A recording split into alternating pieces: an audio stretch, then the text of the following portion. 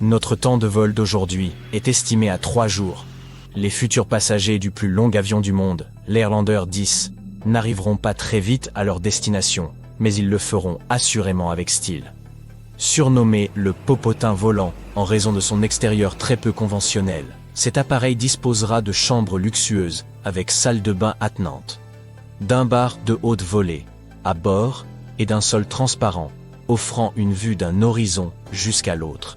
L'Airlander 10 n'aura même pas besoin d'aéroport.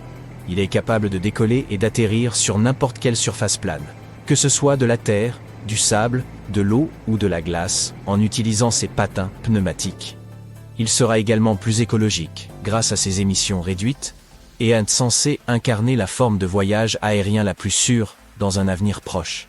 Cette merveille d'ingénierie de 90 mètres de long est à la fois un dirigeable, un hélicoptère et un avion.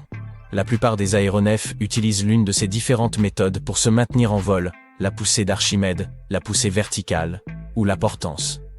Les ballons dirigeables, les hélicoptères et les avions reposent respectivement sur chacun de ces 3 principes. Mais cet appareil, lui, combine les 3. Tout d'abord, la poussée d'Archimède. Airlander utilise une quantité impressionnante d'hélium, un matériau moins dense que l'air. Il aide des aéronefs tels que les dirigeables et les zeppelins à s'élever, tout comme un ballon de fête foraine. Et puisque l'hélium génère une poussée par lui-même, notre appareil peut flotter sans effort. L'hélium d'Airlander est réparti dans plusieurs compartiments pour sa sécurité et dispose également de 4 moteurs de 325 chevaux. Il nécessite beaucoup moins de puissance que des avions conventionnels comme le Boeing 787, ce qui le rend plus économe en énergie.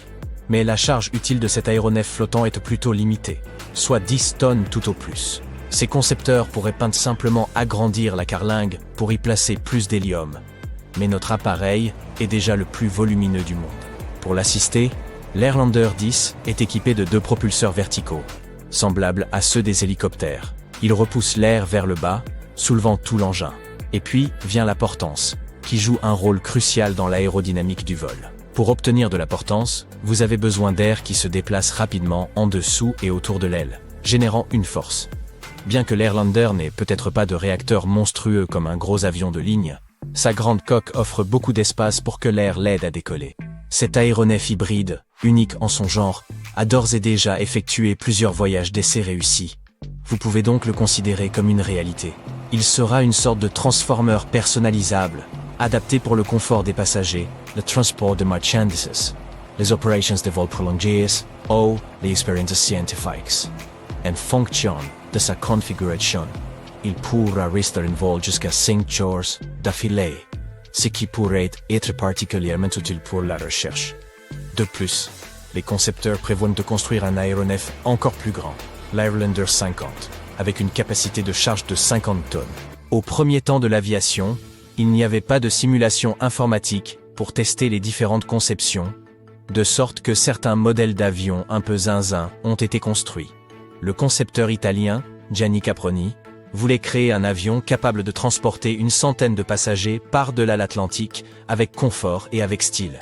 Son invention originale, le Caproni K.60, avait 9 ailes arrangées en 3 séries de 3. Il disposait de 8 moteurs, tous entretenus par des mécaniciens en vol.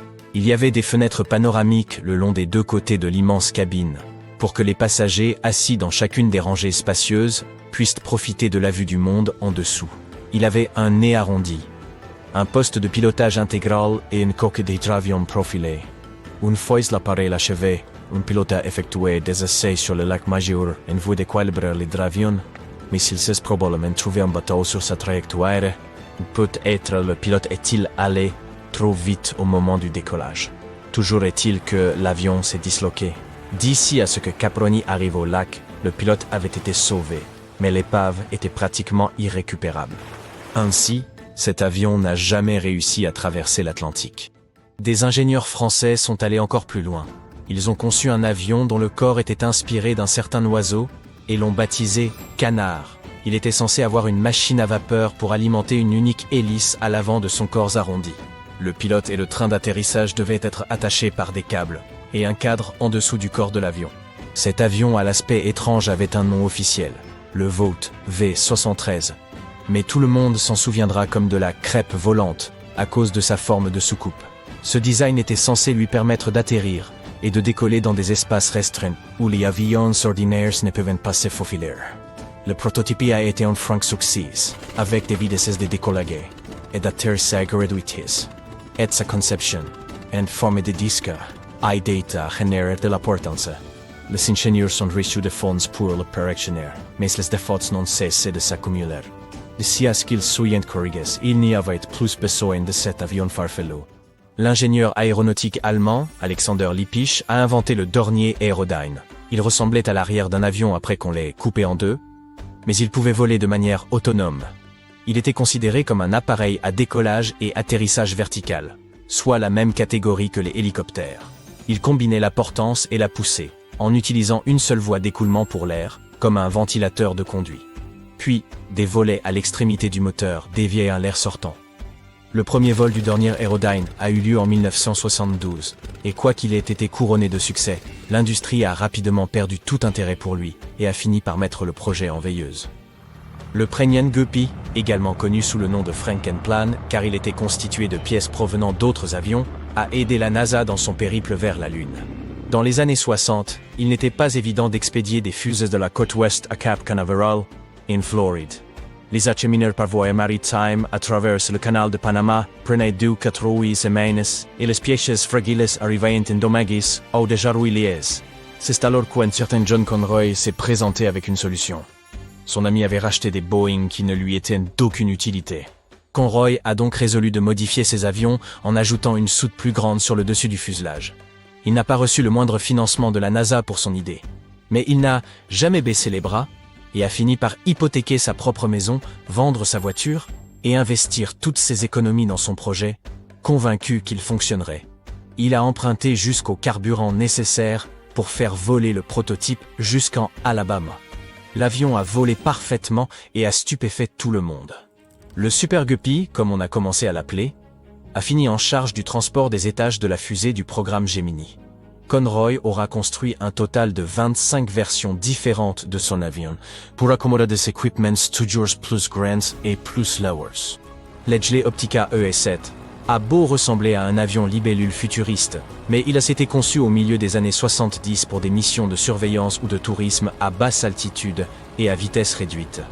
Il dispose d'un cockpit d'hélicoptère monté à l'avant d'un moteur à turbine et offre un impressionnant champ de vision à 270 degrés.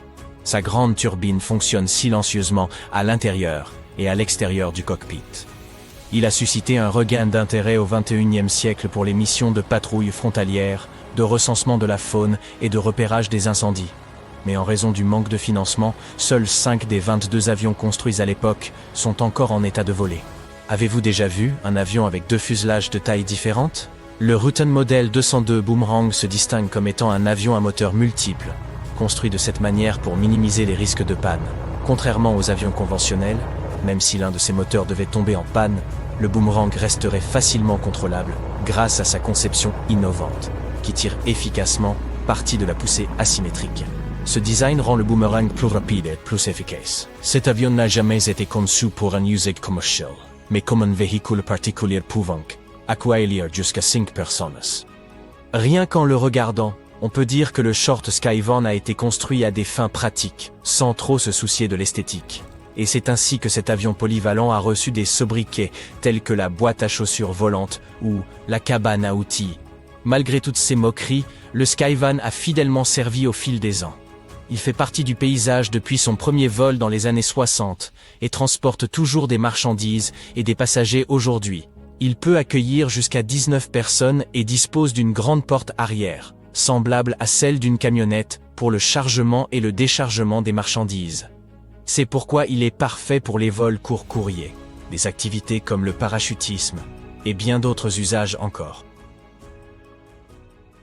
Nous allons commencer notre top 10 avec le plus petit avion du monde, le Star Bumblebee. Il a été construit spécialement pour établir un record du monde et obtenir ce titre. Son envergure est inférieure à la taille moyenne d'une personne et la longueur de l'avion est la même que celle d'une berline ordinaire. Mais ce bébé peut te surprendre. Sa vitesse maximale est similaire à celle d'une supercar, 305 km/h. Pourtant, il n'a volé qu'à de rares occasions. et il a même dû faire un atterrissage d'urgence. Mais personne n'a été blessé et l'avion restauré a été donné à une collection privée.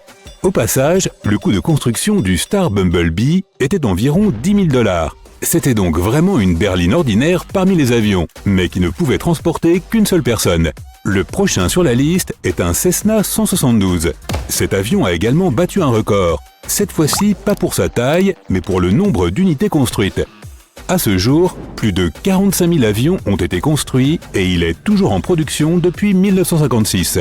Quant à sa taille, sa longueur peut être comparée à celle d'une limousine et son envergure est un peu inférieure à celle d'un bus scolaire. Mais il y a beaucoup moins de personnes qui peuvent monter là-dedans, seulement le pilote et 3 passagers. En 1959, cet avion a établi un record mondial de la durée d'un vol de ravitaillement. 2 pilotes ont décollé de l'aéroport de Las Vegas et y ont atterri après 64 jours, 22 heures et 19 minutes. Sans ravitaillement en carburant, le dernier modèle de Cessna peut voler sur une distance de 1287 km. C'est comme la distance de San Francisco à Las Vegas, aller-retour. Passons à des avions plus grands et plus puissants. Embraer Legacy 600. Il est légèrement plus long qu'une rame de métro, mais beaucoup plus confortable. Parlons chiffres. Après tout, c'est un avion privé qui vaut 25 millions de $. Mais si tu en veux un, alors sois prêt à payer 500 000 à 1 million de $ supplémentaires par an, juste pour l'entretien de l'avion. Cet avion ressemble maintenant à un beluga dans sa forme. En fait, c'est comme ça qu'on l'appelle. Airbus A300 600 ST Beluga. Il est conçu pour transporter des pièces d'avion et du fret externe. Il a également transporté des navettes spatiales. On dirait une maman avion qui porte son bébé. C'est Beluga qui a transporté le module Columbus pour l'ISS. Sa longueur ressemble à 2 terrains de baseball avec une envergure presque identique. Sa soute est si grande qu'elle peut facilement accueillir le fuselage d'un autre avion. Étonnamment, il suffit de 2 personnes pour faire voler une machine aussi énorme. Mais malgré la taille de sa soute, le Beluga ne peut pas soulever plus de 47 tonnes, ou 30 hippopotames, selon ce qu'il préfère à bord. Son coût est d'environ 180 millions €. C'est presque comme une flotte de 600 Cessna. Boeing 787 Dreamliner. C'est l'un des avions les plus performants au monde. Cet avion détient le record du plus long vol sans ravitaillement en carburant. En mars 2020, il a effectué un vol de Papeete à Paris. L'avion a volé sans se poser pendant près de 16 heures et a parcouru une distance de plus de 15 715 km.